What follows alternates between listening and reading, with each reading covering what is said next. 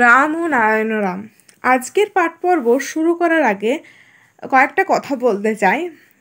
অনেকে প্রশ্ন করেছেন আমি কেন জয় শ্রীরাম বলি, বালক ঠাকুর বলি না। ভাই, ভগবান এক, নাম অনেক। হয়তো কেউ রাম বলে, কেউ আবার নারায়ণ বলে, আবার কেউ ঠাকুর বলে। সব নামই এক সত্তা আর একই ঈশ্বর। আমি যেভাবে উচ্চারণ করি সেটা আমার ভক্তির রূপ। তো আমি তার মন্তব্যের জন্য অবশ্যই কৃতজ্ঞতা প্রকাশ করছি, কারণ আমি বিশ্বাস করি প্রশ্ন করাই হচ্ছে ভক্তির একটা অংশ। কিন্তু আমি যেভাবে নাম উচ্চারণ করি সেটা আমার ভক্তি ও অনুভবের প্রকাশ।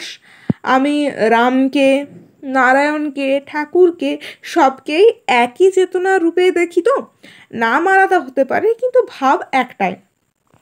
ভগবানের নাম যেভাবেই উচ্চারণ করো তাতে কোনো রকম ভেদ নেই, এটাই বলার ছিল। সবাই মিলে ঈশ্বরের নাম জপ করব, সবাই মিলে আলো ছড়াবো। চলুন তাহলে আজকের পাঠ পর্ব শুরু করছি। অন্তরে অন্ধকার দূর করা, রাম ও নারায়ণ রাম। আজকের আমাদের পাঠ পর্বের বিষয় হচ্ছে যে অন্তরে অন্ধকার দূর করা। আমরা সবাই জানি যে দীপাবলি মানে আলোয় ভরা উৎসব। প্রতিটি ঘরে ঘরে প্রদীপ জ্বলে, ফুলের মালা পড়ে, ঘর সাজে, মন সাজে।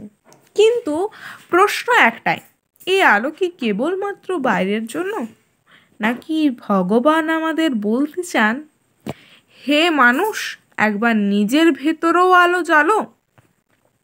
আমরা বাইরে যতই আলো জ্বালাই না কেন, যদি মনের মধ্যে হিংসা আর অহংকার, লোভ আর পরনিন্দা, কুটিলতা থাকে, তাহলে ভিতরে অন্ধকারে রয়েই যাবে। ভগবান রাম ও নারায়ণ রাম বলেছেন যে নিজের অন্তরে ঈশ্বরের দীপ জ্বালাতে পারে সেই প্রকৃত ভক্ত।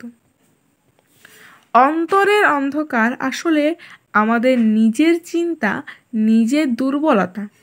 যখন আমরা পরের কষ্টে হাসি, নিজের লাভের জন্য অন্যকে আঘাত করি, যখন ঈর্ষায় মন জ্বলে, তখনই সেই অন্ধকার ঘন হয়ে যায়।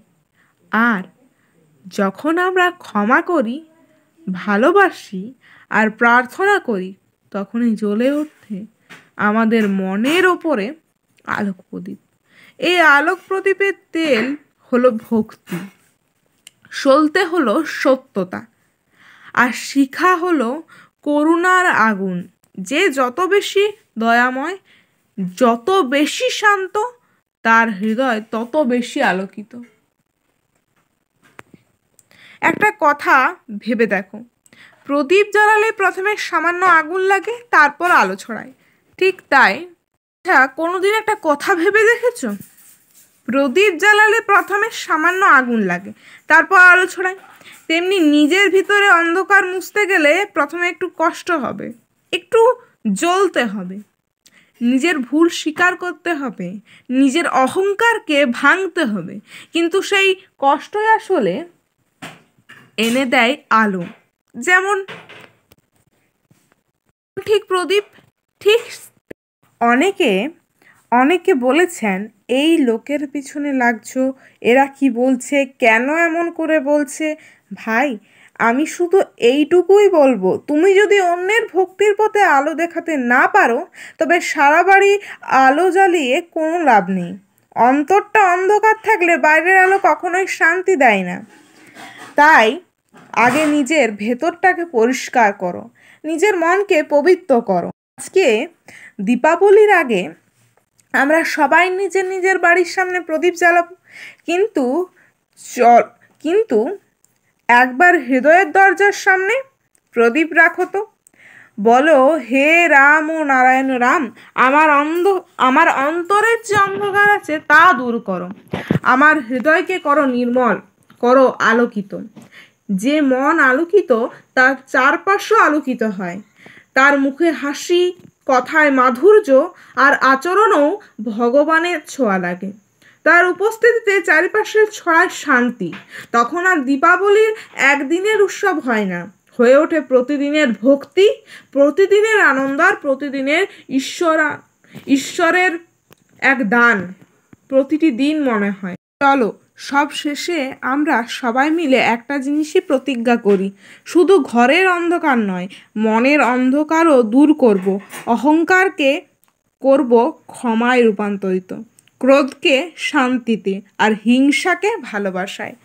যে মুহূর্তে মন প্রবৃত্ত হবে সেই মুহূর্তেই দীপাবলির আলো আমাদের অন্তরে জ্বলে উঠবে, আর সেই আলো কখনোই নিভবে না। রাম ও নারায়ণ রাম, জয় শ্রীরাম, জয় মা লক্ষ্মী, রাম ও নারায়ণ রাম।